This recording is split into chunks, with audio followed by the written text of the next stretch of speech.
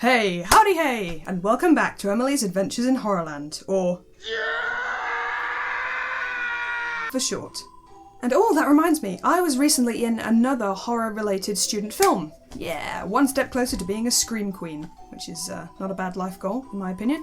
It was a pleasure to be involved, and if you want to look at the film, I'll put it on the screen and in the description, and go and show the director some love. She's a really, really lovely lady. Wait, shouldn't I be plugging my own channel? Man, I do not know how to YouTube. Anyway, today's film is another request. And it's a fairly recent one called The Babadook. Or Babadook, depending on where you're from. I didn't hear much about this when it came out.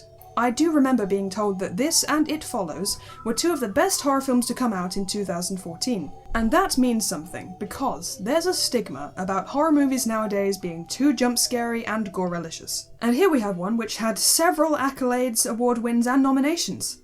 A horror film. Imagine that! Take that, internet commenters who think the entire genre is awful and unimaginative. Anyway, let's take a look at The Babadook. Sorry. We begin with the little Screen Australia logo and then a floaty car crash sequence. Our main character Amelia wakes up to find that her 6-year-old son Samuel has also been having nightmares. And it looks like he may have slight homicidal tendencies. I'll kill the monster when it comes. I'll smash its head in. I bet he'd do Undertale's genocide run on the very first try. Sorry, I'm a new fan of Undertale, can you tell? But I guess it's hard to stay mad at this kid. If you're his mother. And actually not even then. So yes, Amelia has a lot to deal with, as her son has serious behavioural problems, and is certain that monsters are coming to get him. Oh, the delicious irony! Much of the start of the film goes to show the strain that Amelia is under. The school wants to assign a monitor to her disobedient son, she's stressed at work, and not getting enough Zeds. Also, and this is pretty significant, she's still grieving over her husband, who died in the car crash as he drove her to the hospital to give birth to their son. So she can't even celebrate Sam's birthday on the proper day. Shiny, happy people holding hands. Shiny, happy people. A little while later, Amelia reads a book that neither she nor her son has ever seen before. It turns out to be a grim spectacle of German expressionism depicting a mysterious monster called the Babadook.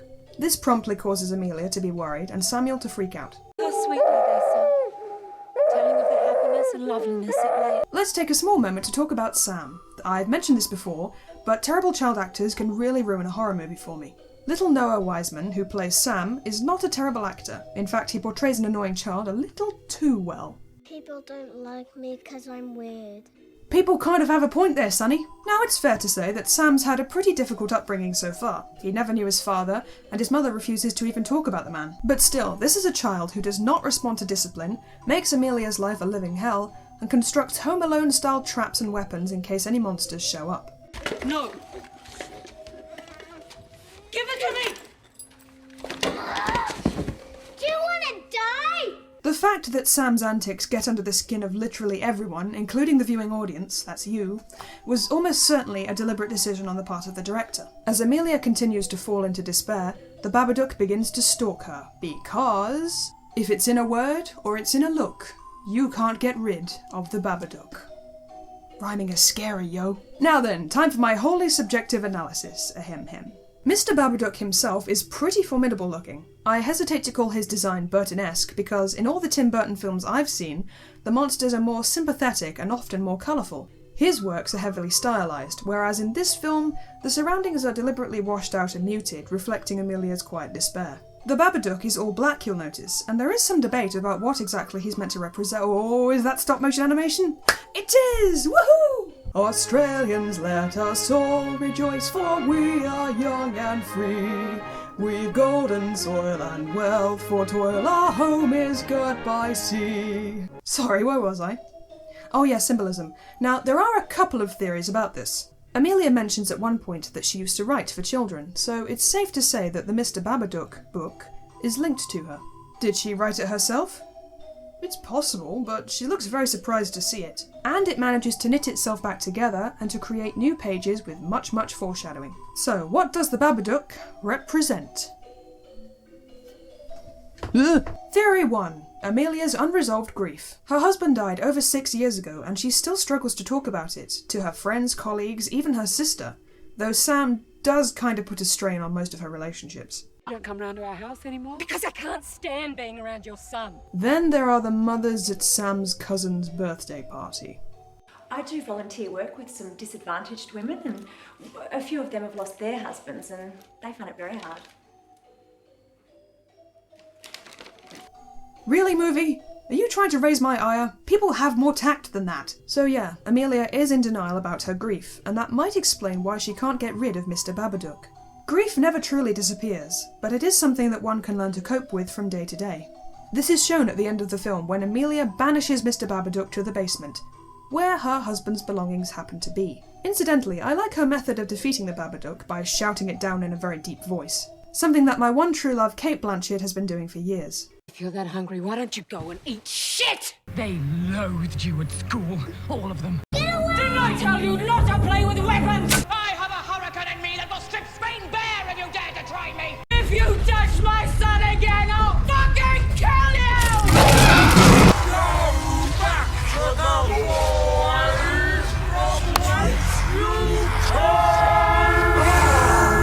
Funny, now I think about it, both Essie Davis and Kate Blanchett are from Australia. In joyful strains then let us sing Advance Australia Fair. Okay, now we move on to Theory 2, the Babadook representing Amelia's hostility towards her son. Now throughout the film it's been clear some resentment has been creeping up. Amelia fears that motherhood has led to her losing her sense of self. She can't keep her friendships together, she can't keep up appearances with the child welfare people, who I'm fairly sure are based on these guys. Stupid babies need the most attention. The poor woman can't even enjoy her poor, soppy movie in peace. So yes, I'm sure no parent is immune to this kind of frustration towards their child, and when the Babadook enters Amelia, those feelings are magnified. She does everything short of smacking him in the face with a violin, although I'm sure she's thinking it. Leave it! And in film this works because Sam is a realistic child. He's never so annoying that all the abuse that's hurled at him seems warranted. In fact, in real life, no amount of annoyance would excuse that.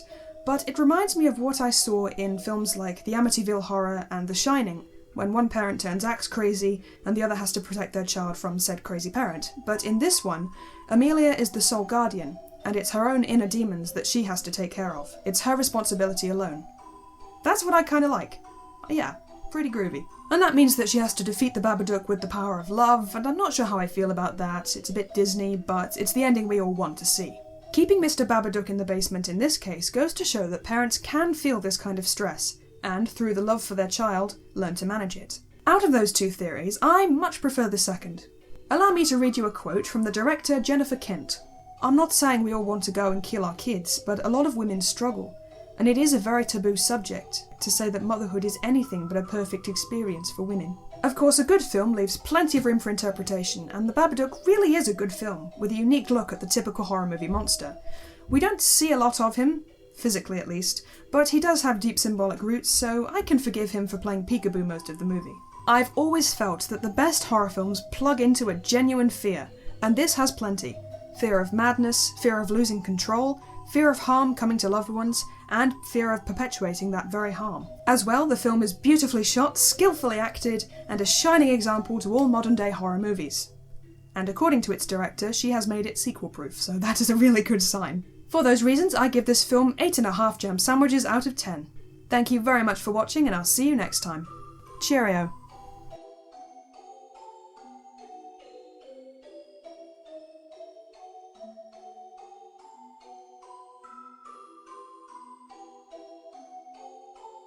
Get